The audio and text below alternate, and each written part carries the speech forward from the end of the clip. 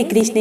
राधे राधे। कैसे हैं आप? उम्मीद है कि ईश्वर की कृपा से आप कुशल मंगल हैं। तो चलते हैं आज के आनंद की ओर। मैया यशोदा जब लाला को ओंखल से बांध देती है, तब लाला उस ओंखल को खींचता हुआ उन दो यमला अर्जुन वृक्षों के बीच आगे बढ़ता है।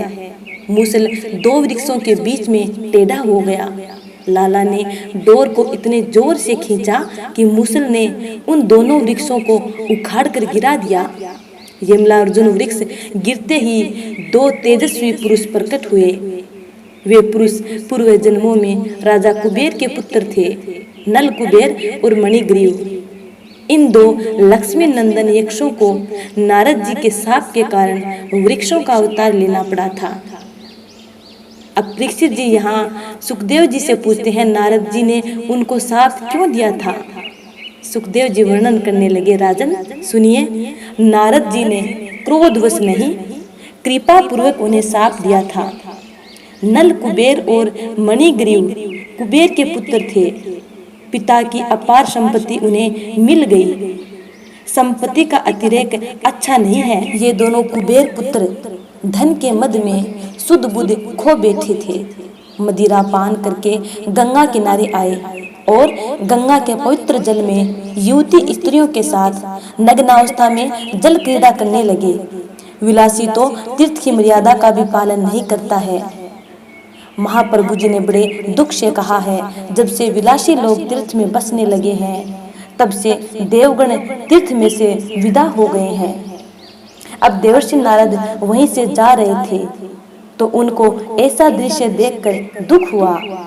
नारद जी को देखकर भी उन्होंने अपने शरीर को नहीं ढका। नारद जी ने सोचा, इतना सुंदर शरीर मिला है, फिर भी ये उसका दुरुपयोग ही कर रहे हैं। यह शरीर भगवान का है, भगवान ही की सेवा के लिए जीव को दिया गया है। जब कुबेर पुत्रों ने नारद जी को देखकर भी अपने शरीर को नहीं ढका तो नारद जी ने शाप दिया। ये दोनों यक्ष संपत्ति के कारण मदांध स्त्री भोगी विलासी हो गए हैं, सो स्थावरपन प्राप्त करने योग्य हुए हैं। तो ऐसे भोगियों को वृक्ष का जन्म मिले। साप सुनते ही नल कुबेर और मणिग्रीव पछताने लगे। वे नारद जी की शरण में आए। क्षमा करो मुनिवर, क्षमा करो। नारद जी ने कृपा करके उन दोनों को गोकुल में वृक्षावतार दिया। नंद बाबा के आंगन में तुम दोनों का जन्म होगा और कन्हैया का चरण स्पर्श तुम्हारा उद्धार करेगा। वह शाप था या आशीर्वाद? नारद जी ने शाप तो दिया, किंतु संतों का क्रोध, संतों का शाप भी हमेशा आशीर्वाद होता है। गोकुल में वृक्षों का अवतार लेने की अभिलाषा तो महान ऋषियों की भी होती है। नारद जी के शाप के कारण कुबेर पुत्रों ने नंद बाबा और यशोदा मैया के घर वृक्षों के रूप में जन्म लिया।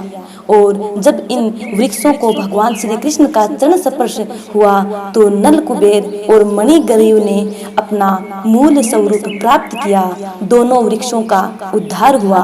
अब नल कुबेर और मणिग्रीव प्रभु की स्तुति करने लगे, हे प्रभु, आपसे हम कुछ और तो मांगते नहीं हैं। अपनी वाणी आपके गुणगान में रत रहे, अपने कान आपकी कथा के श्रवण में लीन रहे, अपने हाथ आपके सेवा कर्म में, अपना मन आपके चरण स्मरण में, अपना मस्तक आपके निवास रूप जगत को प्रणाम करने में और अपनी दृष्टि आपकी मूर्ति रूप संत पुरुषों के दर्शन करने में तत्पर रहे। हे नाथ, बस यही कृपा आप हम पर करें। यह प्रार्थना हम सबको भी करनी चाहिए। हमारी वाणी श्री कृष्ण का कीर्तन करती रहे, आंखें श्री कृष्ण का दर्शन करती रहे और मन श्री कृष्ण का ध्यान करता रहे। हमें अपने प्रत्येक इंद्रिय को भक्ति रस का दान करना चाहिए।